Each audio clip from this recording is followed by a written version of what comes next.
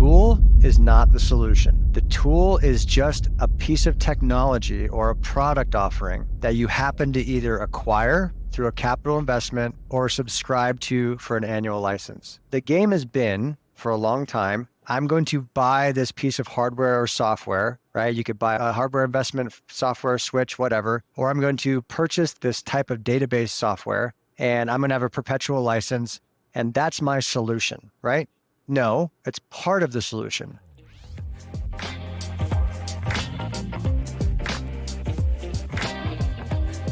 Hey everybody, and welcome to the Incident Report presented by Quest Technology Management. I'm Paul Burke, Director of Technology Communications. Every week, I'm joined by VP of Sales and Partnerships, Adam Burke. The Incident Report brings you conversations with thought leaders, business innovators, and channel mavericks to help you stay productive and agile in a changing technology landscape. Hey everybody, welcome back to the Incident Report. This is episode 73. There are lots of important stories to get into, but first, Adam, our team is in the Super Bowl. We've made it. Well, we didn't do anything. We just sat and watched TV.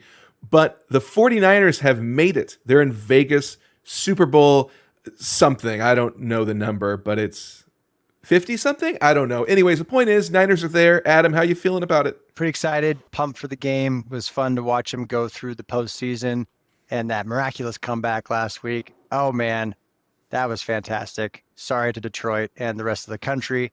I was in a hibachi kitchen with a bunch of people watching the first half of the game for my daughter's birthday. She wanted to take friends out to Hibachi Grill. It was fun. But it seemed like everybody was rooting for Detroit. And you know what? That first half, I was like, oh man, this is not looking good. But, you know, it just made the tears of failure of Detroit again that much sweeter when they got absolutely demolished in the second half of that game. It was a great comeback. Amazing comeback. It's good stuff. So we'll see how it turns out. I was just on the phone earlier today with a Cowboys fan and making fun of Tony Romo's commentary of the postseason, which I always find ironic. Apparently, Cowboys fans don't have that much of a sense of humor when you talk trash about Tony Romo. Don't think we're going to get that sell. But it's okay. It's all right. We're riding high as 49er fans, and we might be riding low next week. So, okay, let's get into it. Adam, we got stories. We don't have time for all this banter. We got things to talk about. Abandoned VMware partners courted by Broadcom competitors. Adam, you know this. Broadcom came in. They swooped up VMware. Well, a very slow swoop. But once it happened, things are changing, and it looks like VMware partners are looking elsewhere. What are your thoughts? I had a little post about this on LinkedIn.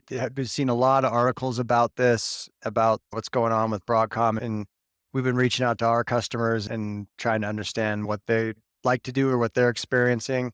We first started seeing some shaky ground Q4 of last year, going into the winter and November months is really difficult just to get some simple renewal quotes out of VMware during the Broadcom transition. Then end of the year, a lot of partner agreements with them, VMware, had been terminated. So basically, like anybody who, as a reseller, like didn't sell over $1 million, basically lost their contract and has to go through some type of other arrangement to service their clients. And it's really, I mean, VMware was huge in the channel. I mean, there are MSPs that are massive that have a VMware practice, and there are small regional MSPs that are servicing their handful of clients in their region, SMBs, and this is really shaking everything up. So of course, I mean, it's a huge install. I mean, a big chunk of the market is leveraging this. So other organizations are going after them, right? It makes sense. They're going to be going after them. So you're seeing folks like Nutanix and others offer simplified kind of migration paths and off-ramps from the hypervisor and onto their platforms. We're seeing people look at strategies of going to the hyperscalers, if you will, the AWSs, the Azures of the world, and trying to move away from vCenter. I mean, for those who don't know, if you're not involved in this space at all, or you haven't been part of this transition, VMware by far the market dominant player in virtualization and basically creating more efficiency and more usage from physical servers and providing virtual instances and allowing people to get more out of their infrastructure. Great product line, amazing SKUs, really cool creative stuff going on. And then all the SKUs have been gutted, all the renewals have been gutted. Broadcom's made it pretty apparent that they're going to support the top 600 customers. and everybody else is going to kind of have to figure out what they want to do. So it's good or bad. It is what it is. People are struggling. They didn't mention this in the article. Is there any idea of the top 600 customers, like what kind of pie, what percentage of the pie they take up? Do they take up 80%? Is the bottom portion only eaten up 10% of the pie? Just trying to figure out the logic behind this choice. Yeah, so I'm not quite sure exactly what those top clients represent from a revenue standpoint. Broadcom has a kind of a standard play where they've done this in other investments in the past, but basically what we're coming to find out is the top 2,000 accounts, I said 600 earlier, I apologize. Top 2,000 accounts are going direct, which means they're going to be sourced and coordinated directly with direct payments to VMware for their services. And VMware is cutting anybody under $500,000 in revenue and revenue generation. So, and the reason they're saying that is that those partners, it's not profitable to track their orders, basically track them as individual contributors. Basically, it takes a lot. It does take some effort and does take some investment to manage and support partners. And basically, Broadcom's letting the world know, hey, we bought this asset. We're going to directly interface with the organizations that pay us the most money and we're key to their infrastructure and key to their environments.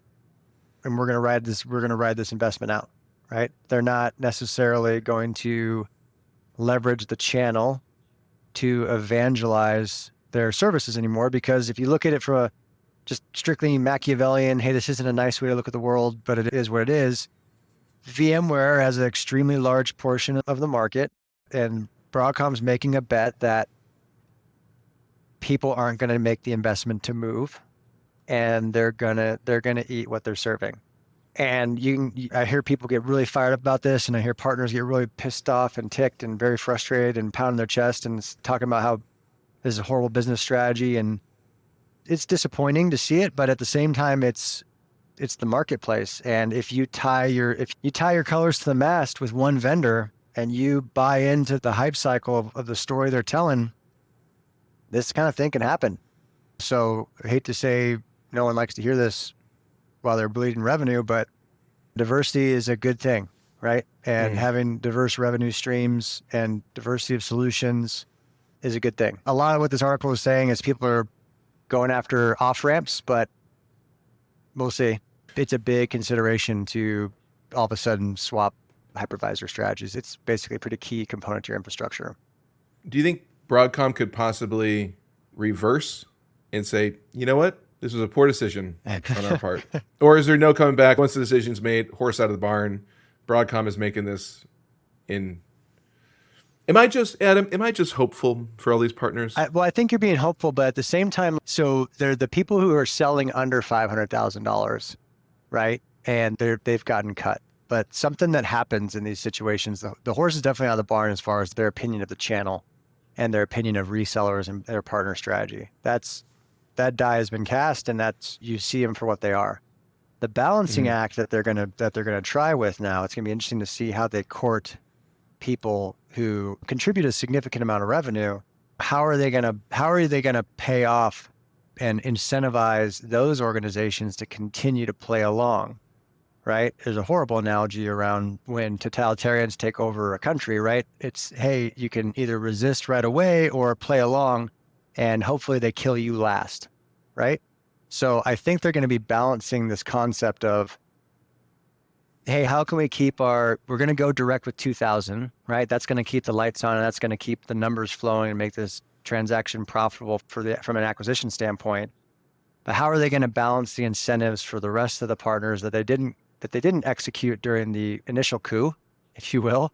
But I don't know, read a little bit about Stalin and a couple of the purges he went through with the Russians there, right? It's not always the first purge that gets you caught, and you can play along with people who are changing the game. But when you change the game, some people are going to get cut out of the equation. And that I think is what's going to be interesting to see. How does Broadcom and VMware balance the next 2 years from a revenue generation and from a partner incentive standpoint?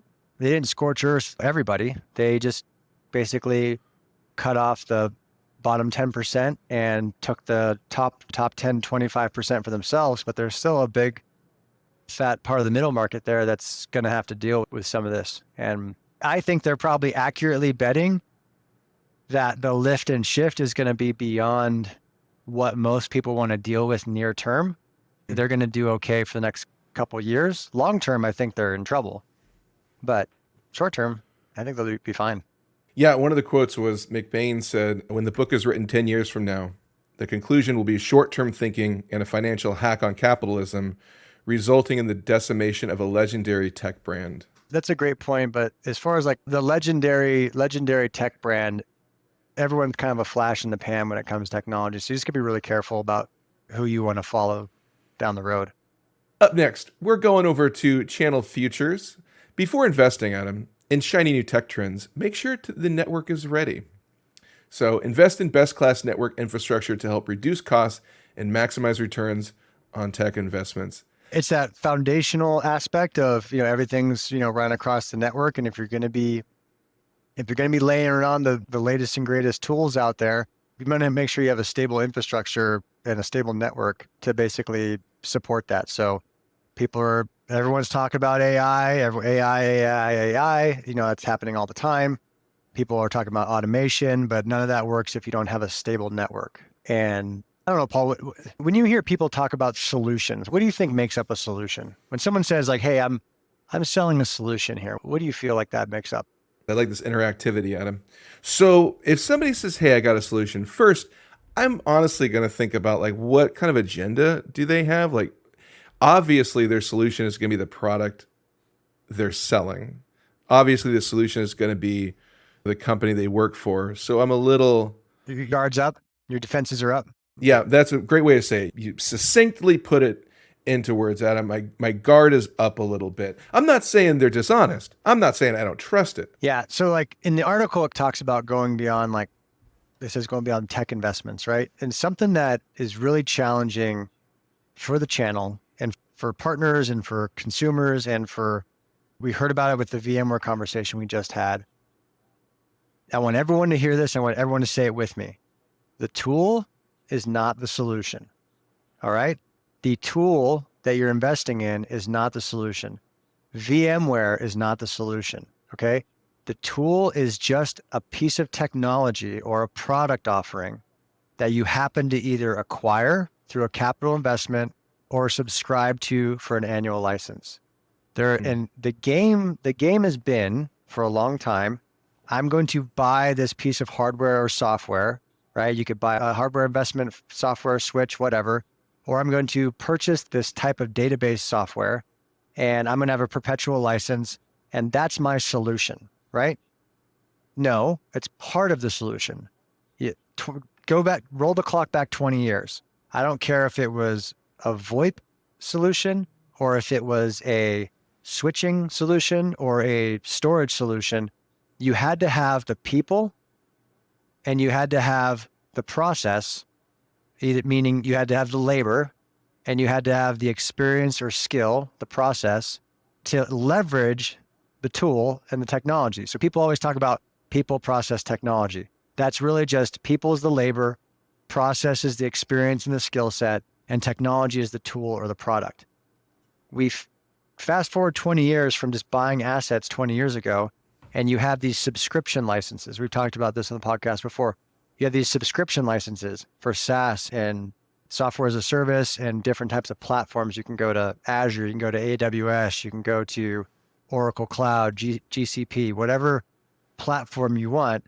That's still just the tool.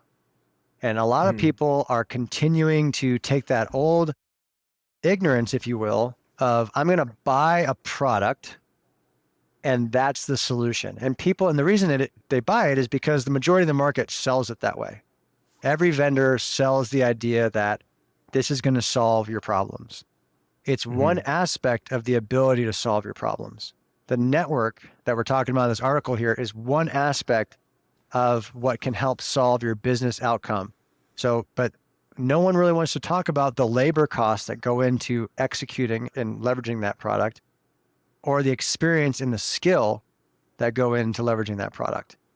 And where a lot of people trying to tie this together with AI, the reason people think that AI is going to change everything and solution sell and add a lot of value is because it cuts out the first two bullet points of that solution. It cuts out the people and it cuts out the process. And you just have the technology. Because the technology in itself goes out and steals the process that's been built before. And steals is probably the wrong word. Leverages, utilizes, Yeah. whatever. Borrows. Plagiarizes. It takes what people have done in the past, and rather than using a human brain to operate, it runs itself, leveraging process and skills that it basically learns through language models, and basically creates its own solution. If that actually works, if it can actually do that, then what people have been selling for the last 20 years and what Quest has been politely sitting on the sidelines saying, that's not really what you're saying, is not really what is true. The technology is not the solution. The technology is one aspect of it. You have to have people to implement, and you have to have experience and understand the process to get the most out of the product you're investing in. I don't know where people put their blinders on. Maybe it's an emperor has no clothes situation. We all are rowing the boat the same direction, and no one wants to call out the fact that you're missing 60% of the equation when you're looking at the slide deck and thinking that XYZ technology is going to save you from the challenges you're dealing with. You either have to have that labor and that experience in-house, or you have to bring someone in to help make it work. But if AI can replace that, that's really cool. That could be definitely a game changer. But this article goes into the whole going beyond the tech investment and understanding what actually generates an actual IT solution. Everyone kind of likes to say, I'm solution selling. Well, you might be solution selling a widget, right? But there are the components that go into the actual deployment, the actual management and maintenance of that tool. It's not a self-driving Tesla, at least not yet. Unrelated to the article, but UPS has been laying off people. A lot of pundits were like, oh, they're laying off the drivers because they just got a big raise. But in fact, it's actually a lot of the white collar people in UPS that are being laid off. I don't know if it ties into this perfectly, but you still need those people to drive. You still need those people to make everything work. Because a lot of these companies are investing in AI. So the idea is that they've been laying off like white collar people, like logistics, but you still need people, boots on the ground, moving product from warehouse to house. That argument, it could be partially correct. It could be, the drivers just got a sweet new deal, and the business has to figure out a way to accommodate that sweet new deal. They're not like, like the fight for 15 shenanigans that you hear about with McDonald's, right? Hey, we want McDonald's workers, entry-level job labor force to get paid $15 an hour. Well, shocker. All of a sudden now there's a bunch of kiosks. We're driving innovation, right? The same people who use words like better together and driving innovation were the same knuckleheads out there fighting for 15 and sleeping out one night a year to support homelessness, which is whatever. That's a different rant. But the idea of having kiosks, that's one angle of that argument. Your example of the argument is, hey, the driver's got a big new check for their labor costs, and they're laying off that same labor force. No, they're not laying that labor force off, but funds have to figure out a balance, so they're going after the administrators who can be automated. If you're in administration right now, if you're in taking one input and moving it to another on one side of a ledger to another, no one likes to hear this, but you might want to look around and realize, shoot, my job can easily be done through not even large language model learning, just simple logic and scripting of if-then type logic in the computer, right? Like in an application. That's not, people love to call machine learning or algorithms, or they love to call it artificial intelligence to get a better multiple on their stock. It's not AI. It's not autonomous in any way. It's just, it's if-then logic kind of stuff. If this happens, then do this. And people, that type of automation has been happening for a long time. So I think you're right. They got a new deal and they got a nice bump in their salary for their union job. But then the business and the leadership of the business then had to go figure out, okay, well, we just increased costs here by 20%. We got to go find somewhere else to cut it. Or not to go down to Econ 101 lesson. I know people hate to talk economics because mathing is hard. But if you increase cost 20% in one part of your business and you don't reduce it somewhere else, it's going to get passed on to the end consumer. Like someone always has to pick up the tab. And it's not going to be the investors. It's not going to be the labor that's critical. And if there's overhead and there's excess people where efficiency can be increased by technology, that's going to get whacked for sure.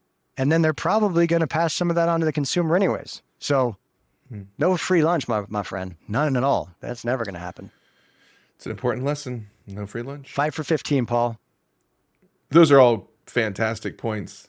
Just say it to yourself a couple times a day. The tool is not the solution. The tool is not the solution. I will stop listening to paid consultants paid by tool manufacturers pretending that I'm selling a solution. Just little mantra. Just start it. Just say it in your head. It'll get you. It's a good mantra.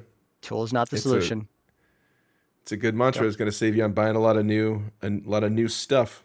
Hey, unrelated, aren't you running a 50K coming up? Oh yeah, no, I'm doing a 50K in That's exciting. In Northern California. That's huge. Yeah, 2 weeks, and then I signed up for a 100-miler in October, and I'm raising some money. So maybe we could put the link in there. We are raising some money for 2 charities. One of them is the Fellowship of Christian Athletes, and the other one is Feed My Starving Children.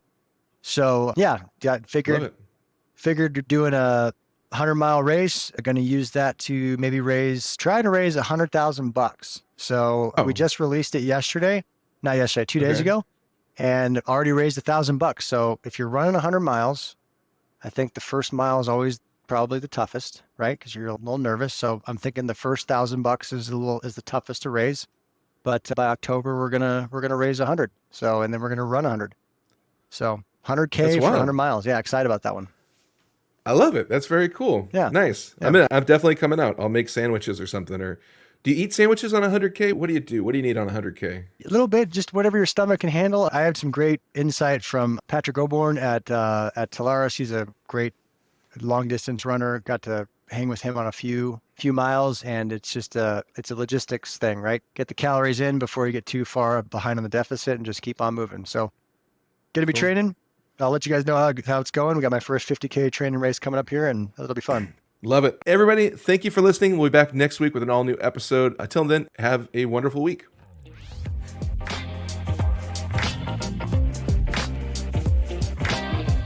Thanks so much for listening.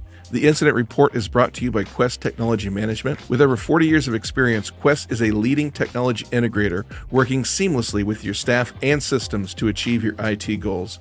Learn more about everything they do at questsys.com.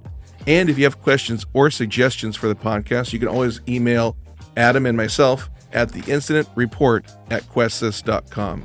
We hope you have a great week, and we'll see you next time.